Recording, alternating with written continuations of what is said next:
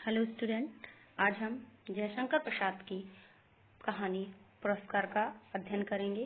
पुरस्कार कहानी जयशंकर प्रसाद के कहानी संग्रह आंधी में संग्रहित है। पुरस्कार कहानी में हमें अनुभूति की तीव्रता, काव्यात्मकता, प्रेम चित्रण, प्रकृति चित्रण, राष्ट्रीय भक्ति, ये सारी विशेषताएं देखने को मिलेंगी। पुरस्कार कहानी में नारी के प्रेम, बलिदान और त्याग पाठक पर अमिट छाप छोड़ देते हैं। जब हम कहानी पढ़ते हैं तो हम सोचने पर मजबूर हो जाते हैं कि मधुलिका ने अपने लिए मृत्युदंड का पुरस्कार क्यों मांगा। तो कहानी हम शुरू करते हैं। चूंकि कहानी काफी लंबी है, इसको हम 2 पार्टों में पूर्ण करेंगे। तो कहानी शुरू होती है। आर्द्रा नक्षत्र, आकाश में काले काले बादलों की घुमड़, जिसमें देवदुन्दुभी का गंभीर घोष, प्राची के एक निरभ्य कोने से स्वर्ण पुरुष झांकने लगा था। देखने लगा महाराज की सवारी शैलमाला के आंचल में समतल उर्वरा भूमि से सौंधी बाज उठ रही थी। नगर तोरण से जयघोष हुआ। भीड़ में गजराज का चामरधारी शुंड उन्नत दिखाई पड़ा। वह हर्ष और उत्साह का समुद्र हिलोरे भरता हुआ आगे बढ़ने लगा। रथों, हाथियों और अश्वारोहियों की पंक्ति जम गई। दर्शकों की भीड़ भी कम न थी। गजराज बैठ गया। सीढ़ियों से महाराज उतरे। सौभाग्यवती और कुमारी सुंदरियों के 2 दल आम्र पल्लवों से सुशोभित मंगल कलश और फूल, कुमकुम तथा खीलों से भरे थाल लिए मधुर गान करते हुए आगे बढ़े। महाराज के मुख पर मधुर मुस्कान थी। पुरोहित वर्ग ने स्वस्त्ययन किया। स्वर्ण रंजित हल्की मूठ पकड़कर महाराज ने जुटे हुए सुंदर पुष्ट बैलों को चलने का संकेत किया। बाजे बजने लगे। किशोरी कुमारियों ने खीलों और फूलों की वर्षा की। कौशल का यह उत्सव प्रसिद्ध था। एक दिन के लिए महाराज को कृषक बनना पड़ता। उस दिन इंद्र पूजन की धूमधाम होती। गोठ होती। नगर निवासी उस पहाड़ी में आनंद मनाते। प्रतिवर्ष कृषि का यह महोत्सव उत्साह से संपन्न होता। दूसरे राज्यों से भी युवक राजकुमार इस उत्सव में बड़े चाव से आकर योग देते। मगध का एक राजकुमार अरुण अपने रथ पर बैठा बड़े कौतूहल से यह दृश्य देख रहा था। बीजों का एक थाल लिए कुमारी मधुलिका महाराज के साथ थी। बीज बोते हुए महाराज एक हाथ बढ़ाते, तब मधुलिका उनके सामने थाल कर देती। यह खेत मधुलिका का था, जो इस साल महाराज की खेती के लिए चुना गया था। इसलिए बीज देने का सम्मान मधुलिका को ही मिला। वह कुमारी थी, सुंदर थी। कौशेय वसन उसके शरीर पर इधर उधर लहराता हुआ स्वयं सुशोभित हो रहा था। वह कभी उसे संभालती और कभी अपनी रूखी अलकों को कृषक बालिका के शुभ्र भाल पर समकरणों की भी कमी न थी। वे सब बरौनियों में गुथे जा रहे थे। सब लोग महाराज का हल चलाना देख रहे थे, विस्मय से, कौतूहल से। और अरुण देख रहा था कृषक कुमारी मधुलिका को। आह, कितना भोला सौंदर्य, कितनी सरल चितवन। उत्सव का प्रधान रथ समाप्त हो गया। महाराज ने मधुलिका के खेल का पुरस्कार दिया। थाल में कुछ स्वर्ण मुद्राएं, वह राजकीय अनुग्रह था। मधुलिका ने थाली सिर से लगा ली, किंतु साथ ही उसमें की स्वर्ण मुद्राओं को महाराज पर न्यौछावर करके बिखेर दिया।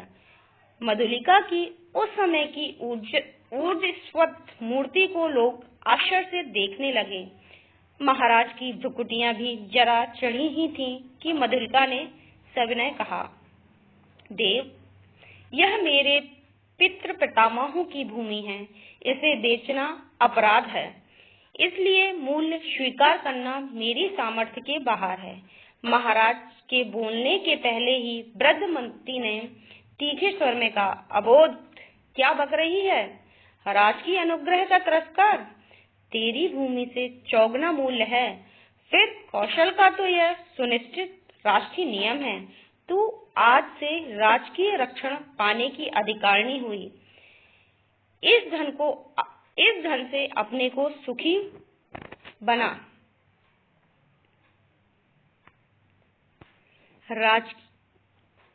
राजकीय रक्षण की अधिकारिणी तो सारी प्रजा है मंत्रीवर।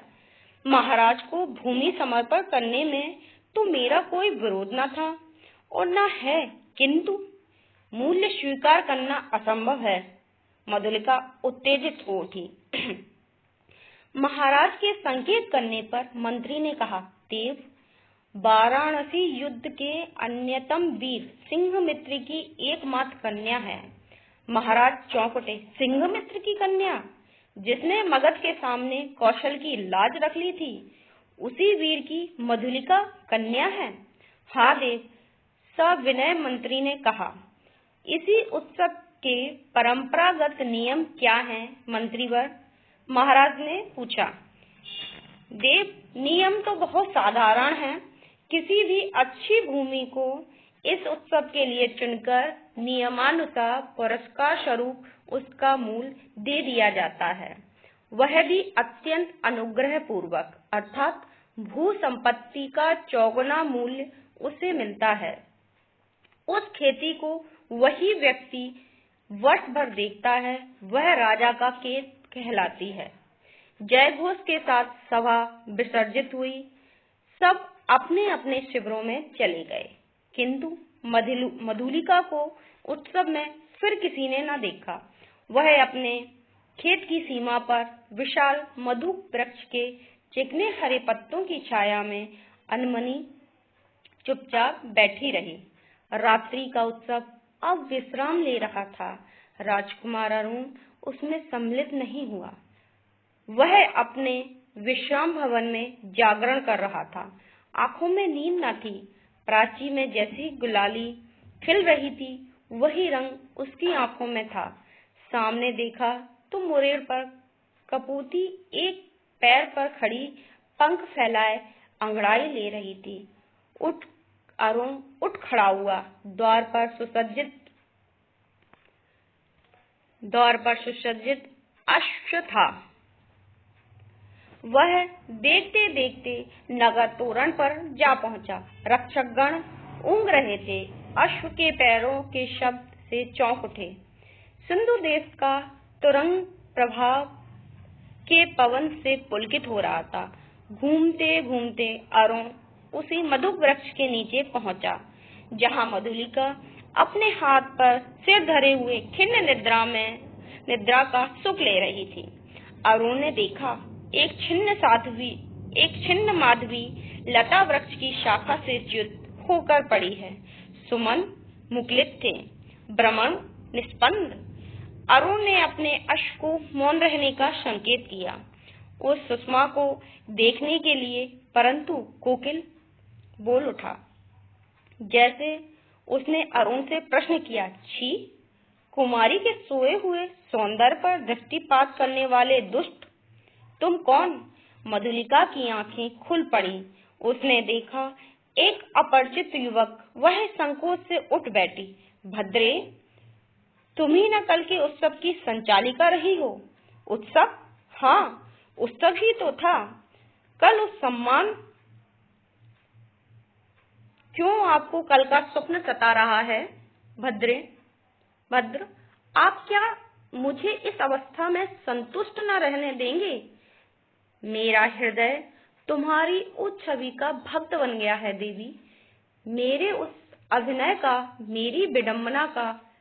आह, मनुष्य कितना निर्दय है, अपरिचित। क्षमा करो, जाओ अपने मार्ग। सरलता की देवी, मैं मगध का राजकुमार तुम्हारे अनुग्रह का प्रार्थी हूँ। मेरे हृदय की भावना अब गुंठन में रहना नहीं जानती। उसे अपनी, राजकुमार, मैं कृषक बालिका हूँ, आप नंद बिहारी, और मैं पृथ्वी पर परिश्रम करके जीने वाली। आज मेरे स्नेह की भूमि पर से मेरा अधिकार छीन लिया गया है। मैं दुख से विकल हूँ, मेरा उपहास ना करो। मैं कौशल नरेश से तुम्हारी भूमि तुम्हें दिलवा दूंगा। नहीं, वह कौशल का राष्ट्रीय नियम है, मैं उसे बदलना नहीं चाहती, चाहे उससे मुझे कितना भी दुख हो। तब तुम्हारा रहस्य क्या है? यह रहस्य मानव हृदय का है, मेरा नहीं। राजकुमार, नियमों से यदि मानव हृदय बाध्य होता तो आज मगध के राजकुमार का हृदय किसी राजकुमारी की ओर न खिंचकर एक कृषक बालिका का अपमान करने न आता। मधुलिका उठ खड़ी हुई। चोट खाकर राजकुमार लौट पड़ा। किशोर किरणों में उसका रत्न किरीट चमक उठा। अश्ववेग से चला जा रहा था और मधुलिका निष्ठुर प्रहार करके क्या स्वयं आहत न हुई? वह सजल नेत्रों से उड़ती हुई धूल देखने लगी। मधुलिका ने राजा का प्रतिदान अनुग्रह नहीं लिया। वह दूसरे खेतों में काम करती और चौथे पहर रूखी सूखी खाकर पड़ रहती। मधुक वृक्ष के नीचे छोटी सी पर्णकुटी थी। सूखे डंठलों से उसकी दीवार बनी थी। मधुलिका का वही आश्रय था। कठोर परिश्रम से जो रूखा अन्न मिलता वही उसकी सांसों को बढ़ाने के लिए पर्याप्त था। दुबली होने पर भी उसके अंग पर तपस्या की क्रांति थी। आसपास के कृषक उसका आदर करते थे। वह एक आदर्श बालिका थी। दिन, सप्ताह, महीने और वर्ष बीतने लगे।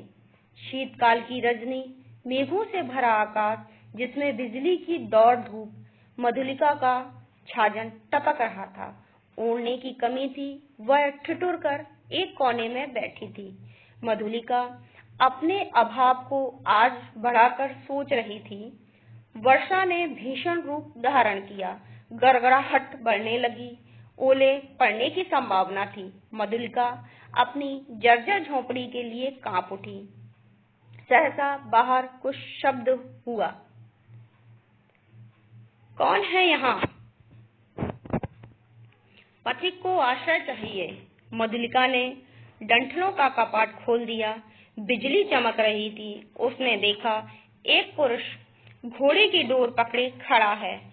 सहसा वह चिल्ला उठी, राजकुमार?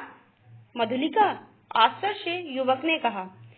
एक क्षण के लिए सन्नाटा छा गया। मधुलिका अपनी कल्पना को सहसा प्रत्यक्ष देखकर चकित हो गई। इतने दिनों बाद आज फिर? अरुण ने कहा, कितना समझाया मैंने, परंतु। मधुलिका अपनी दयनीय अवस्था पर संकेत करने देना नहीं चाहती थी। उसने कहा, और आज आपकी यह क्या दशा है? सिर झुकाकर अरुण ने कहा, मैं मगध का विद्रोही निर्वासित कौशल में जीविका खोजने आया हूँ। मधुलिका उस अंधकार में हंस पड़ी। मगध के विद्रोही राजकुमार का स्वागत करके एक अनाथिनी कृषक बालिका, यह भी एक विडंबना है। तो भी मैं स्वागत के लिए प्रस्तुत हूँ। शीतल काल की निस्तब्ध रजनी, कोहरे से धुली हुई चांदनी, हाड़ कपा देने वाला शरीर, तो भी अरुण और मधुलिका दोनों पहाड़ी गहर के द्वार पर वृक्ष के नीचे बैठे हुए बातें कर रहे हैं। मधुलिका की वाणी में उत्साह था, किंतु अरुण जैसे अत्यंत सावधान होकर बोलता। मधुलिका ने पूछा, अब तुम इतनी विपन्न अवस्था में हो तो फिर इतने सैनिकों को साथ रखने की क्या आवश्यकता है? मधुलिका, बाहुबल ही तो वीरों की आजीविका है। ये मेरे जीवन मरण के साथी हैं। भला मैं इन्हें कैसे छोड़ देता? और करता ही क्या? क्यों, हम लोग परिश्रम से कमाते हैं और खाते। अब तो तुम भूल न करो, मैं अपने बाहुबल पर भरोसा करता हूँ। नए राज्य की कल्पना कर सकता हूँ। निराश क्यों हो जाऊं? अरुण के शब्दों में कंपन था। वह जैसे कुछ कहना चाहता था पर कह न सका। नवीन राज, ओहो, तुम्हारा उत्साह तो कम नहीं। भला कैसे? कोई ढंग बताओ तो मैं भी कल्पना का आनंद ले लूं। कल्पना का आनंद? नहीं मधुलिका, मैं तुम्हें राजरानी के सम्मान से सिंहासन पर बैठाऊंगा। तुम अपने छिने हुए खेत की चिंता करके भयभीत न हो। इस क्षण में मधुलिका के मन में प्रमाद का अंधड़ बहने लगा। द्वंद्व मच गया। उसने सहसा कहा, आह, मैं सचमुच आज तक तुम्हारी प्रतीक्षा कर रही थी राजकुमार। अरुण ठिठलाई से उसके हाथों को दबाकर बोला, तो मेरा भ्रम था। तुम सचमुच मुझे प्यार करती हो? युवती का वक्षस्थल फूल उठा। वह हाँ भी ना कर सकी, ना भी नहीं। अरुण ने उसकी अवस्था का अनुभव कर लिया। कुशल मनुष्य के समान उसने अवसर को हाथ से न जाने दिया। तुरंत बोल उठा, तुम्हारी इच्छा हो तो प्राणों से प्रण लगा मैं तुम्हें इसी कौशल सिंहासन पर बिठा दूं। मधुलिके, अरुण के खड़क का आतंक देखोगी? मधुलिका एक बार कांप उठी। वह कहना चाहती थी नहीं, किंतु उसके मुंह से निकला क्या? सत्य मधुलिका, कौशल नरेश कभी से तुम्हारे लिए चिंतित हैं।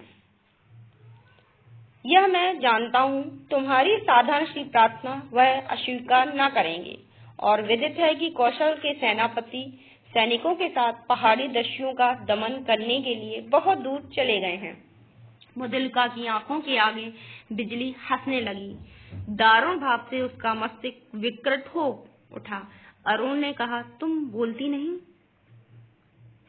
इस प्रकार से हम यहाँ कहानी के अब दूसरे पार्ट में स्टार्ट करेंगे। धन्यवाद।